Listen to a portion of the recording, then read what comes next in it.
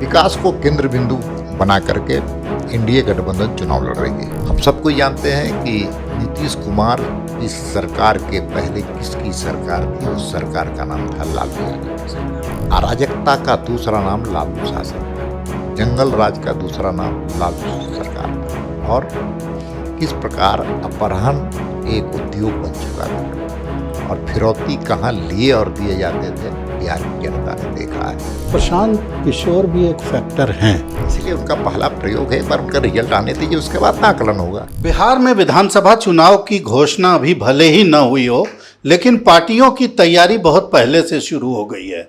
NDA की तैयारी का अपना दौर है, यूपीए की तैयारी या इंडिया गठबंधन की तैयारी का अपना दौर है। हमारे साथ बीजेपी बिहार के सहप्रभारी हैं दीपक प्रकाश जी, झारखंड से सांसद हैं।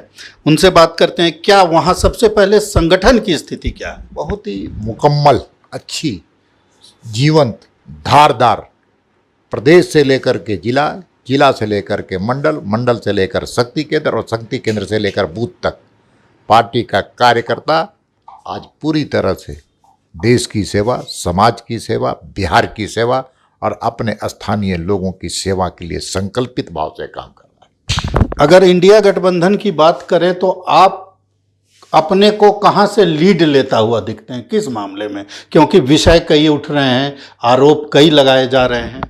देखिए,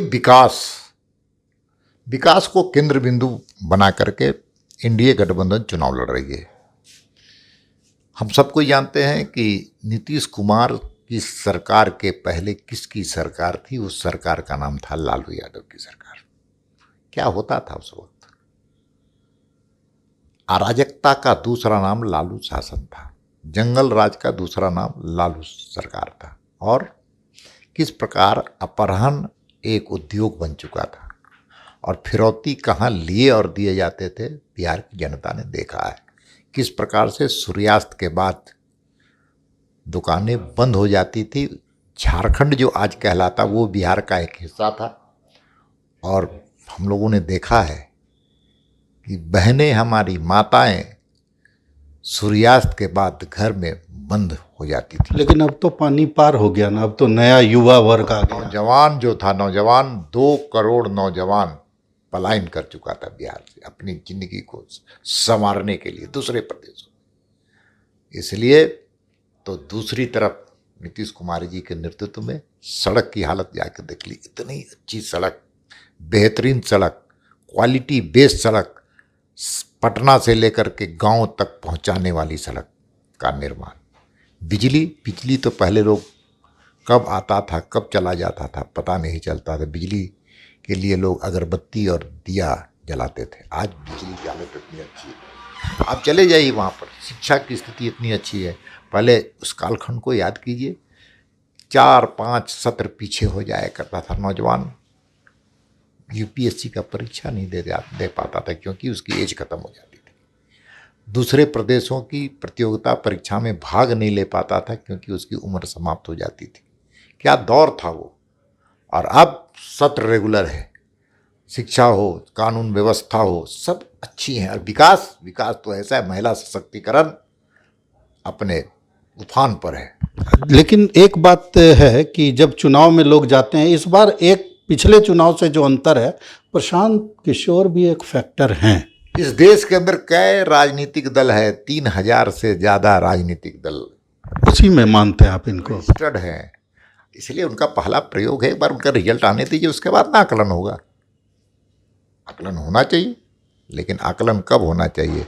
जब विद्यार्थी पास होता है या फेल होता है, चाहे फर्स्ट डिवीजन से निकलता है कि थर्ड डिवीजन से या सेकंड डिवीजन से। रिपोर्ट कार्ड तो जनता देती है, हम क्या बताएंगे। जैसे पिछले चुनाव में रहा मजबूती एनडीए की, वैसी ही रहेगी, क्योंकि तमाम तरह की परेशानियां भी हैं। बिहार में एनडीए एकजुट है, एकमुश्त है, और एक ही लक्ष्य है, विकसित बिहार बनाने के साथ साथ डबल इंजन की सरकार, नरेंद्र मोदी जी के सपनों को साकार करने का काम। और अब तो एनडीए वहाँ पर पूरे जिले में एनडीए के सम्मेलन हो गए हैं। अब विधानसभा वाइज सम्मेलन हो रहे हैं। जो उत्साह दिख रहा है कार्यकर्ताओं का, एनडीए कार्यकर्ताओं का, जनता का, पूरा जन समूह उमड़ पा रहा है। संकेत साफ है, आंधी है, तूफान है, लहर है, और मोदी जी और नीतीश कुमार जी के नाम पर है, और एनडीए गठबंधन के नाम पर है।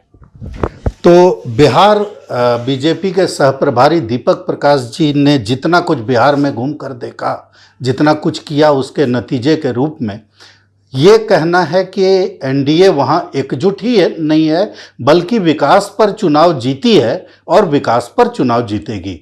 भारत एक्सप्रेस के लिए कैमरामैन धर्मेंद्र के साथ मधुकर आनंद, रांची।